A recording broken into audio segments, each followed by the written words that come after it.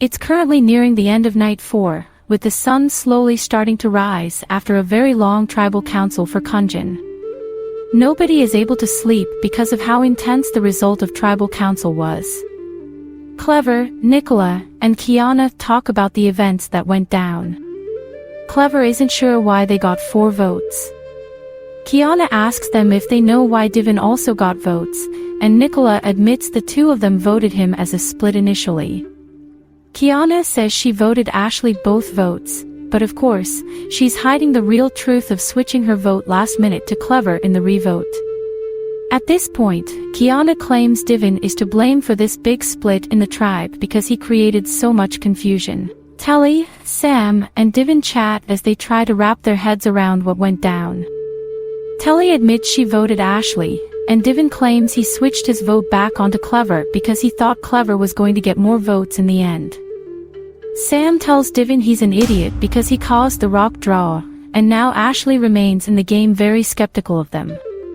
Telly says it's not all lost though because they can still take Ashley out later, but of course, it's a big blow to the tribe to lose Crystal. Sam agrees, saying she was cool to hang out with. She would have been here if Divin actually stuck to the final plan. With Crystal now out of the game, Neil finds a new person to partner up with. He sees Kiana as the next best player, so he talks to her about solidifying themselves as a power duo. He says 2 great minds coming together would put them in a power position. Kiana says she never felt off about him, so she's absolutely willing to team up with him moving forward. She's of course close to Sam too, but he's not the most strategic. Neil then talks about how Ashley and Divin are a huge problem to the tribe because they are both equally messy. Kiana prefers Ashley to go because she causes more problems within the tribe. She's always angry with someone and people always look at her as an easy vote. It makes pulling blind sides more difficult because people will always feel tempted to vote for Ashley. Neil says she'll be next to go unless Divin goes wild again and gets himself voted off. Meanwhile, Bane ends up finding the re-hidden idol since Crystal got out with it. However, nobody knew Crystal had the idol, so Bane assumes this was randomly hidden now for no real reason. He puts it inside his hat and moves on with his morning. After a few minutes, Ashley paces around camp and stumbles into Divin and Bane. She tells them she's petrified because she randomly got 4 votes last tribal. She feels like she can't trust anyone, but Bane tries to calm her down. She starts going insane because she feels like her allies flipped on her. Bane is intrigued to know more about who her allies are, but Ashley is smart enough to keep that information from him. She says what's more important is finding out what caused her to get votes, and all the while, Divin stands around, smiling and remaining quiet. At Okunjin, the sun slowly rises, so people start to wake up. Tanner and Josie talk about the current tribe dynamics from their perspective. They assume Brooke is the prime target for the tribe, but nobody has really discussed who Plan B is. Josie says she's glad it's not herself because she's immune at the first tribal she heads to. Tanner hopes a name may spread eventually. If not, they might have to spread a name out there, and at the moment, it looks like B. Marie could be considered the easiest option since Rokio wants her out. As Aaron is on the treadmill, Caleb walks up to him so they can chat about future plans. Caleb says they are currently tight with Ryan, B. Marie, Cindy, and Allison. Rokio is also pretty chill with this group of people, so he's not someone they need to vote out yet. Aaron also adds Jason as a loyal guy. That just leaves a few people as voting options. Brooke is of course a big name right now, but Josie and Tanner are also a fairly big concern. Since Josie can't get votes, Tanner would be their likely pick to go if not Brooke. Aaron even considers voting Tanner out straight away and not put votes on Brooke, but Caleb thinks it's too risky to keep the rumored idol in Brooke's hands. They need it flushed in whatever way possible before they prioritize Tanner as a target. It's officially day 5, and it's time for the reward challenge. Okunjin sees the new Kunjin tribe, noticing Crystal missing. Most of them gasp, mainly because there are some other people they expected to go home sooner. With that, Justin gets right into the challenge rules. In this, they will play the night game where each turn, the tribe must decide which piece they want to move on the board in an L shape. Wherever their piece lands, that tile will flip over to red, meaning nobody can land a piece on that tile. As the game progresses, there will be less available tiles to place the pieces on. If a piece has nowhere to go, there is one less piece for that tribe to work with. The tribe that ends up losing both pieces due to no turns remaining will be the losers, and the other tribe will win reward. This reward might be pretty important, but for now, all they will know about this reward is that the tribe will gain the opportunity to make a move for their own games. Justin asks Okunjin to sit two people out just for tracking purposes, so they sit out Josie and Aaron. The challenge then begins with a montage of each round. There was a random draw for which tribe goes first, and Kunjin was randomly picked, so they will always make the first move each round.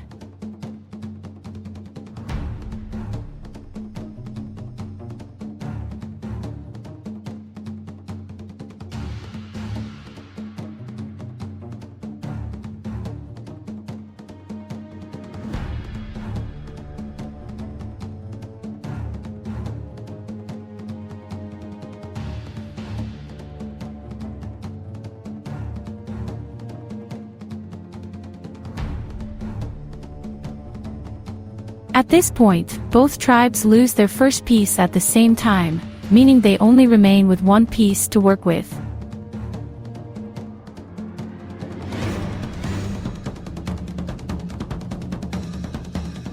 Kunjin ends up with no more moves, meaning Okunjin wins their fourth challenge in a row now.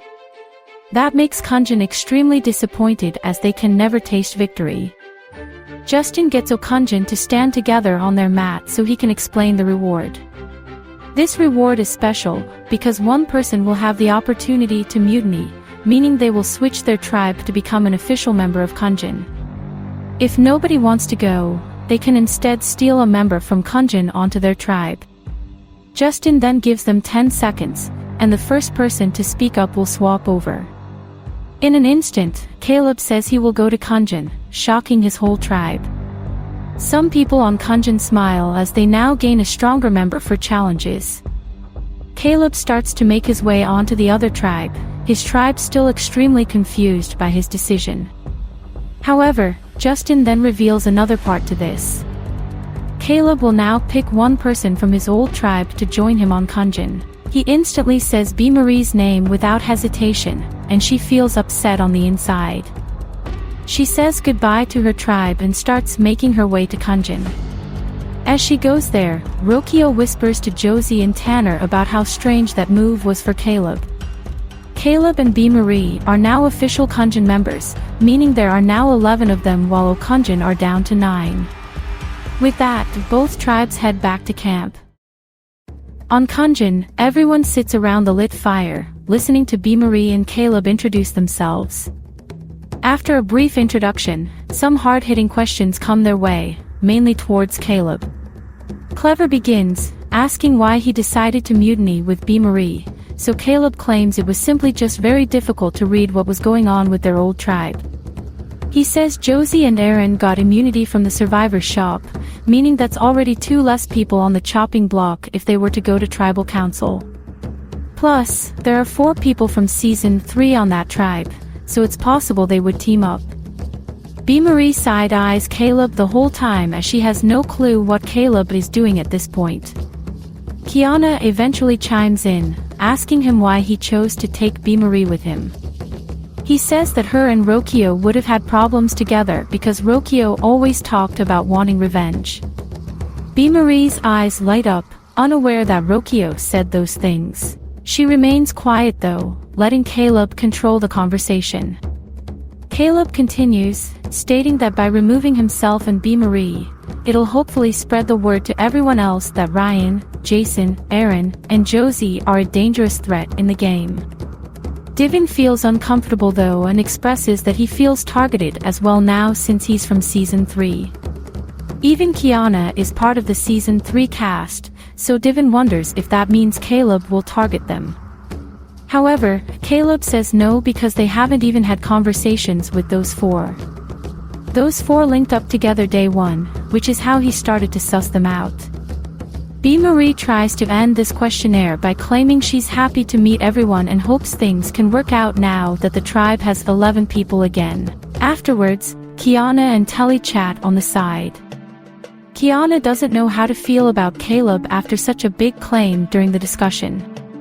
Telly thinks it probably has some merit to it because the four on that tribe technically were in an alliance together during season 3, so they probably did it again this season. Plus, Telly trusts B-Marie because they both know each other outside of the game. She promises to keep Kiana in the loop so she doesn't have to worry about B-Marie at the very least. Meanwhile, B-Marie joins Neil and Sam to chat about tribe dynamics. B-Marie has no clue what has been going on, especially with the boot order so far. Sam and Neil confirm Sierra got out 6-5, with Sam getting 5 votes. Then, Crystal got rocked out after a deadlock between Clever and Ashley.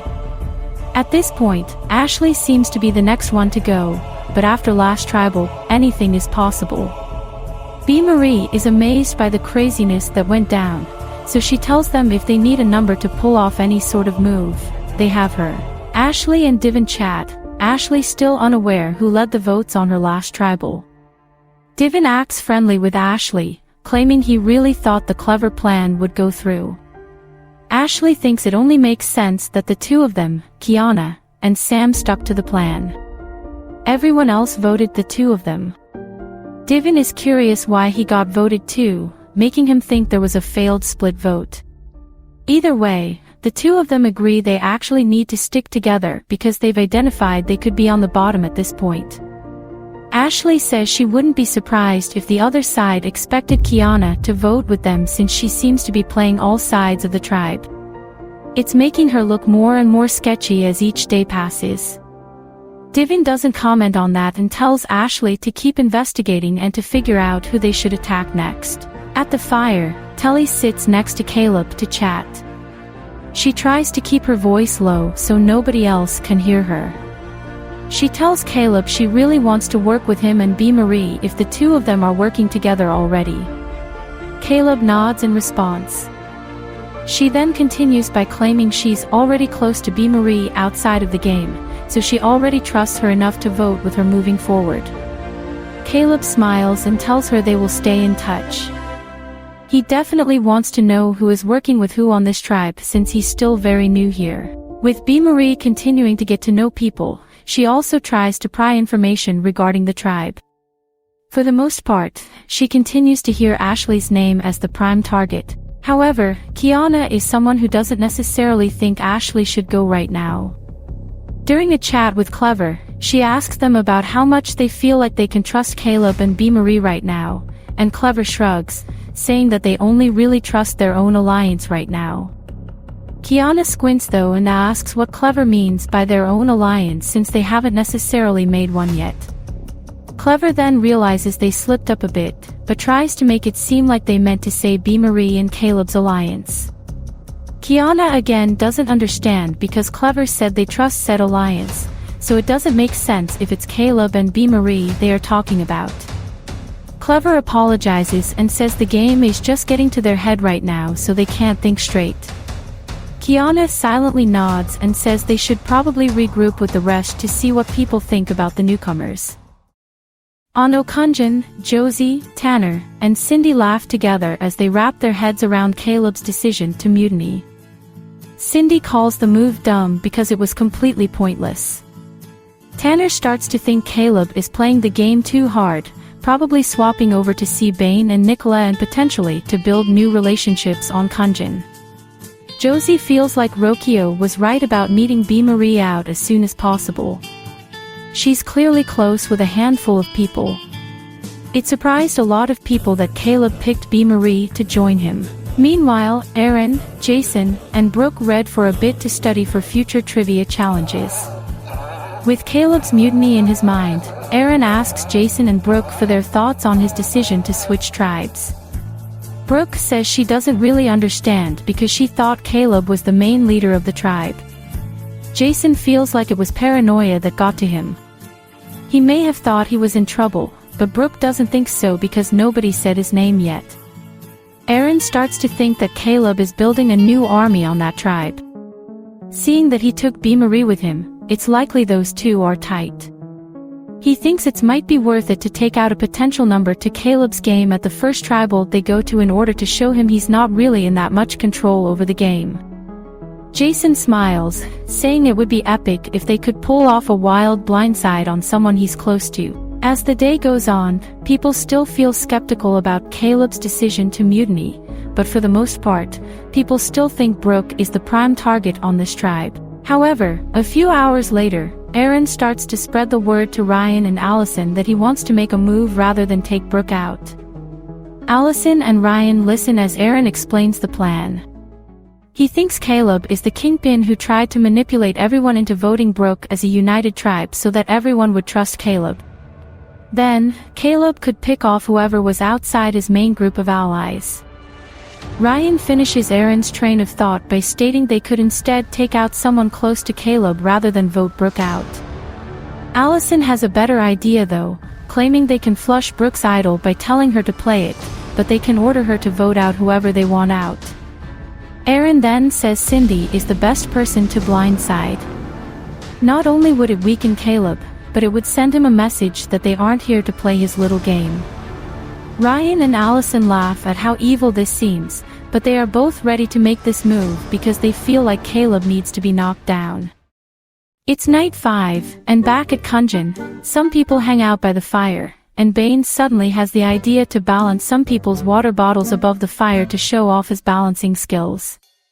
Unfortunately for him, nobody really paid attention to his trick. At the picnic table, Divin has a game chat with Nicola as she eats her corn. He asks her if people are considering him and Ashley as easy targets right now, but Nicola claims she hasn't heard anything regarding future vote-offs ever since the Crystal Tribal. Divin asks her who she voted for last tribal, and Nicola says she voted Ashley twice, even though that's a lie in reality as she voted Divin and then Ashley. He then tells her he really doesn't know where to go at this point in the game because nobody is admitting to voting him. It's making him think more and more than Kiana, who he thought he could trust, is playing him. Nicola doesn't hesitate to partially agree with his thought. She does a simple shrug and nod to show him she could see where he's coming from. Divin isn't sure if it'll matter though because perhaps it's easier to target the newcomers instead. At the fire, B-Marie and Kiana chat alone as Kiana fills her in that at this rate, it's probably more important for most people to work with her and Caleb rather than work against them because Kunjin as a tribe is never going to be united. B-Marie asks her if there's a clear divide in the tribe, but Kiana says it's hard to tell who is where because people are lying so much. She recalls her earlier chat with Clever where they refused to admit who their alliance was after accidentally exposing themselves being in a solid alliance with some unnamed people. B-Marie asks Kiana if she knows anyone who voted with Clever during either of the tribals, and Kiana only name-drops Bane as a potential person working with Clever. However, Bane isn't as big of a threat as she thought, so it might be better if someone like Clever went home next. They clearly have something going on in the background that people are unaware of. B-Marie is interested in taking Clever out and tells Kiana she has her full loyalty going forward. Meanwhile, Ashley talks with Bane to see if he trusts her or not.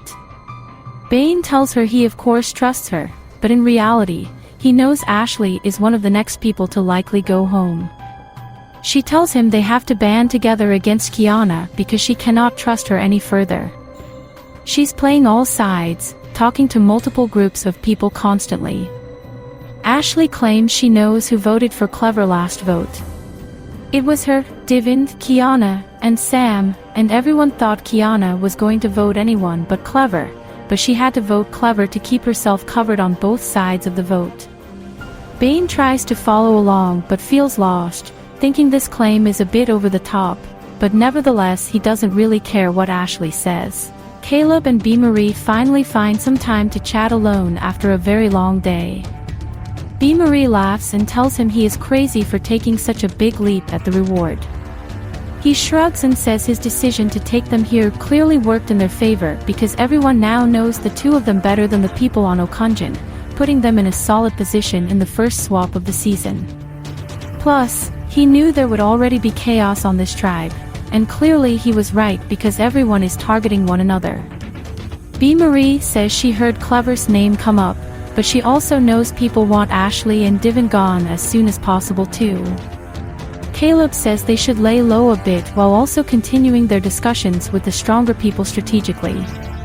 He thinks Neil and Sam trust the two of them. B. Marie adds Kiana and Telly as people she personally trusts here. Caleb claims this is already a great start for them. They just have to continue having personal and game chats every so often. He calls this their risky operation. B. Marie calls it Operation Mutiny. They both laugh together and hug each other, feeling closer than ever now. Day 6, and it's time for the immunity challenge. Justin asks B. Marie how her and Caleb have settled onto the Kunjin tribe so far, and she says they were welcomed with open arms. Caleb agrees and says everyone had something nice to say to them. It felt warm coming on this tribe. Justin then turns to Okonjin and asks Aaron how he feels seeing two former tribe mates become Kunjin members. Aaron says it definitely hurt seeing them leave the tribe because they had an important place on this tribe. The tribe feels emptier with only 9 remaining, but they came to this immunity challenge ready to win a 5th time. With that, Okonjin hands back the immunity statue and Justin explains the rules for today's challenge. In this, 8 members will go one by one and brush off gunk from their teeth completely. Once everyone has completed this, the remaining 9th member, who is the puzzle maker, will begin a block puzzle. They must use a manual to guide them through the puzzle. The first tribe to finish the puzzle wins immunity. The losing tribe will go to tribal tonight and vote out the 3rd person from second chances. Justin tells Kunjin they have to sit 2 people out today, so they go with Telly and Nicola. The puzzle makers on both tribes are Ashley for Kunjin and Ryan for Okonjin. Everyone else will be brushing their teeth above the sink individually. The challenge begins, and Aaron and Kiana head up first. Aaron goes crazy in his mouth with the toothbrush, going as quickly as he can. However, Kiana's more graceful approach gets her to finish just before Aaron. Bane and Brooke go next for their tribes, and Bane also finishes a bit before Brooke. Bane reaches the mat first, so Sam heads up for Kunjin. Cindy is up for Okonjin, and Sam extends the lead for Kunjin. Once him and Cindy are done, Neil and then Tanner are up. While Tanner brushes his teeth, Neil finishes and heads for the mat. Divin has a great head start now, but most of the tribe is nervous because of his poor performance last round. Allison is next for Okonjin, hoping to catch up to Kunjin. Divin finishes before Allison, but Allison isn't too far behind him. With Clever going next for Kunjin, Allison finishes her turn, letting Rokio go next. Clever continues the lead for Kunjin. B. Marie heads up next on her new tribe, and meanwhile, Jason heads up after Rokio finishes. B. Marie quickly finishes and makes her way to the mat, but hits the corner of the sink accidentally, losing the extended lead for Kunjin. With Caleb up next, Josie heads up last for Okonjin as well, with barely any difference between the two tribes' progress.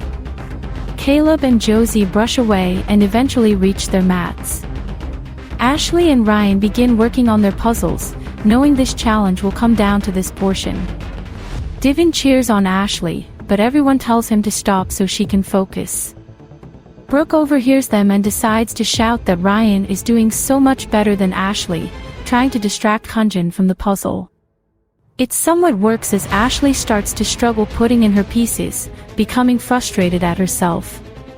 Meanwhile, Ryan tends to read the manual much longer than Ashley, losing him precious time for the puzzle building. Ashley on the other hand only opens the manual for a few seconds and then closes it back up to make many more steps in the puzzle. With Ryan finally catching up to Ashley, Kunjin starts to get nervous as they lose faith in Ashley's potential in this challenge. Even Okunjin is starting to worry, so Tanner tries to tell Ryan to build the puzzle in different sections and combine the sections later, but Ryan doesn't listen to the advice. It impacts the result because Ashley combines two big pieces together and finishes her puzzle, winning immunity for Kunjin. Ryan sighs as he doesn't know why he messed up in the end. Caleb and B-Marie cheer just as loud as the rest of their tribe, making Jason, Rokio, and Josie side-eye them in annoyance. Justin confirms someone from Okunjin will be the third person voted out. Both tribes then head back to camp.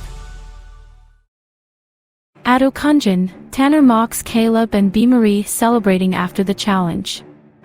He's obviously upset at them for switching tribes. Not only that, but jealousy is kicking in because they seem like they are happy with their situation on that tribe. Brooke thinks Caleb is showing his hand too early. He's proving to be capable at playing the game strategically. He benefits so much from swapping because he can now make new relationships on that side before anyone else can. The two of them then briefly discuss tonight's vote. Tanner explains that he heard that most people want to weaken Caleb by taking out one of his potential allies. As of now, Cindy seems like the biggest connection to him because she's from the same season as him. Brooke agrees with this move and says she'll definitely vote for her. Ryan and Allison chat in the meantime, debating whether they should blindside Cindy or just stick to voting Brooke out without telling her to use it ahead of time. Ryan thinks they should stick to voting out Brooke because if Caleb builds an alliance on Kunjin, it would be dumb to upset him so soon. Allison sees where Ryan is coming from and doesn't know if it means much to keep Brooke anyway. She's not really in any solid alliances at the moment. She's just a lone wolf. Ryan brings up the whole idol rumor again, feeling like Brooke probably does have the idol since she doesn't seem so nervous for tonight. Allison says she thinks so as well, but of course, she knows Brooke has it because Brooke admitted it to her before. Cindy and Aaron chat about tonight's vote. Cindy asks him if he knows who the votes will land on tonight, and Aaron says Brooke is going home. Cindy thinks there has to be another name out there, so she asks him if he thought about a plan B yet. He says no and that Brooke was the main person he thought of. Cindy starts to feel suspicious of Aaron and tells him she thinks they need to come up with a plan B right now because they can't split on Josie anymore. Aaron asks her if she has a name in mind, so she just says Tanner's name since he's closest to Josie. Aaron shrugs and says it's not up to him anyway because he's confident enough to put his vote onto Brooke tonight as he's immune. Cindy later leaves this conversation feeling a bit worried because of Aaron's behavior around her. Word finally starts to spread with Josie also playing a big part in a potential Cindy blindside. She fills people in that the plan is to make Brooke feel worried at tonight's discussion so she plays her idol on herself. Then, they can vote Cindy out with 2 votes. Jason agrees to be one of the votes for Cindy. Josie then says Brooke will then be the other vote. But, if she votes differently, they still tie the vote 1-1. At the fire, Josie and Cindy chat as Cindy tries to figure out who Plan B is. Josie says she thinks there is no Plan B. They need to ensure Brooke doesn't use this rumored idol tonight so she can go home with it. Cindy squints and says there's no way Brooke feels safe tonight. They need to have a Plan B in order to prevent a strong player from going home tonight. Cindy then names Rokio to Josie, claiming he's the physically weakest on this tribe and might even be a social threat in the merge. Josie goes along with this and says as long as Brooke gets a lot of votes, it doesn't matter to her where the other votes go. It's night 6, meaning it's time for tribal council. Okunjin arrives, so Justin tells them to dip their torches into the fire and set them behind their seats. That is because fire is life in this game, and once your fire is out, so are you. Everyone proceeds to sit down and Justin smiles at the tribe, claiming they started off super strong the first few days, but after losing Caleb and B-Marie, it suddenly seems like they took a huge blow in challenges. Justin asks Ryan if he thinks losing those two results in harder challenges for them moving forward. Ryan thinks Caleb and B. Marie provided great strength for them in challenges, but it didn't really matter that much today because someone like B. Marie lost some time for that tribe from clumsiness.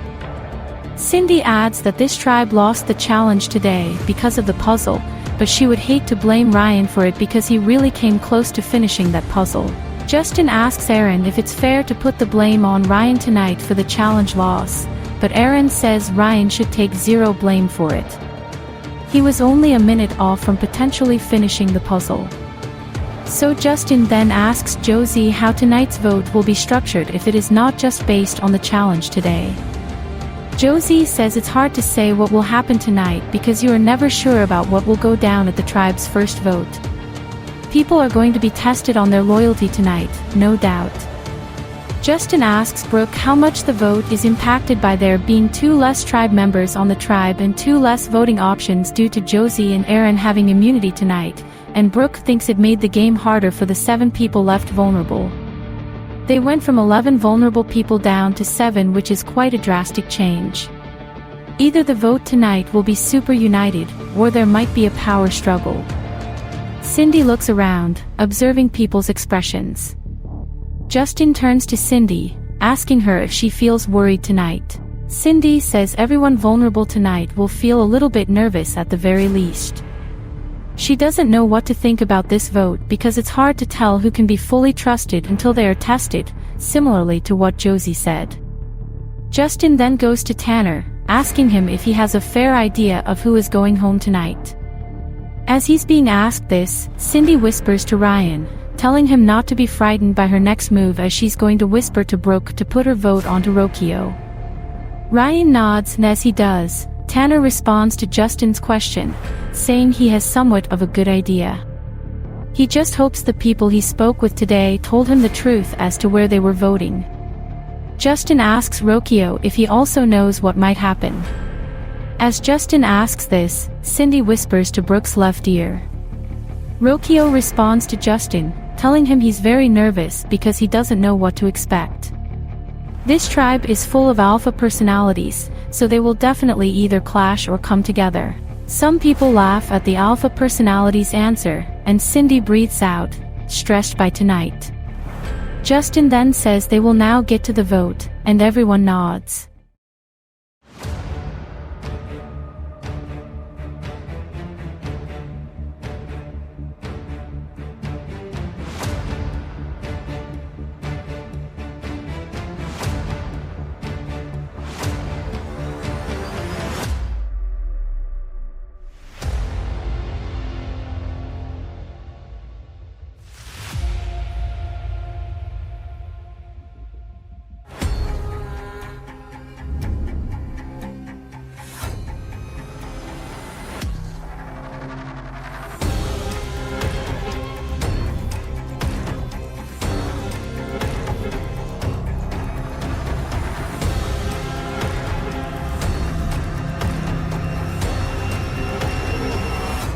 I'll tally the votes.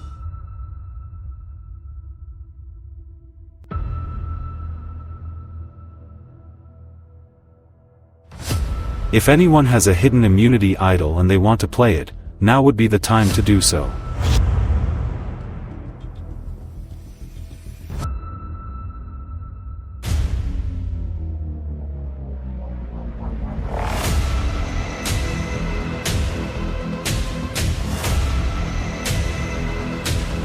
Brooke has decided to use her idol tonight, and she is playing it on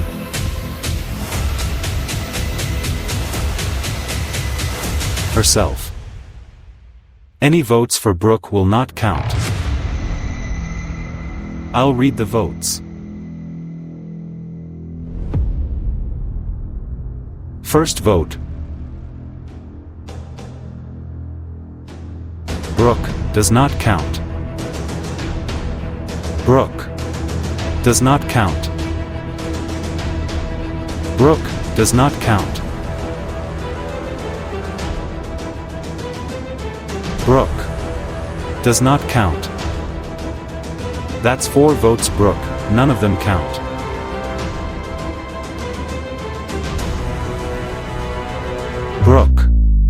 Does not count.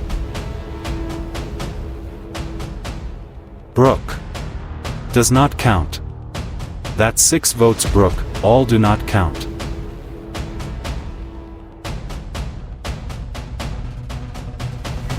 Cindy. 1 vote Cindy, 2 votes left.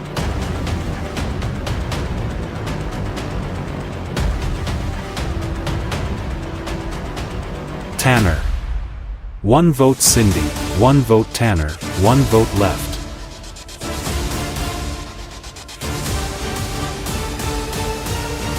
Third person voted out of Survivor Second Chances.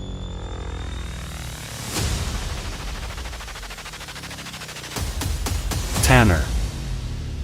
Tanner's attention immediately shifts to the rest of the tribe and Allison looks back at him in utter shock. Ryan stretches his neck as he realizes Cindy lied about her vote to him. Tanner gets up and pans the tribe, unsure who just flipped on him. He places his torch down next to Justin and watches it get snuffed. Aaron publicly claims he cannot believe that just happened. Tanner looks at the rest of the group and calls out good game to whoever played him. He walks out and Brooke and Cindy both stare at him as he goes. Justin then tells Okunjin that despite the tense energy in the room right now, they must head back to camp now and call it a night. They all grab their things and start making their way back. Next time on Survivor Second Chances. With a major blindside pulled off by Cindy, how is she going to perceive everyone else? Is she going to find out practically everyone assumed she was going home tonight? Or is the blame only going towards one person? Plus, with Brooke's idol gone, who will find the re-hidden one? And on Kunjin, the tribe continues to assume Ashley and Divin are on the outs. However, neither of them are done fighting yet, as it's only the start of what they plan to do on this tribe. Nothing is certain on Survivor's Second Chances. Tune in on Sunday for another dramatic episode. Tanner's final thoughts. Tanner is flabbergasted by the outcome tonight. He fully expected everyone to be on board with Cindy going home. It seems Cindy potentially tipped off Brooke at some point to use her idol on herself, causing the two of them to take him out on their own. He feels like this just goes to show how dangerous Cindy is as a player. If she makes it deep into the game, she will certainly be the demise of many who don't see her coming.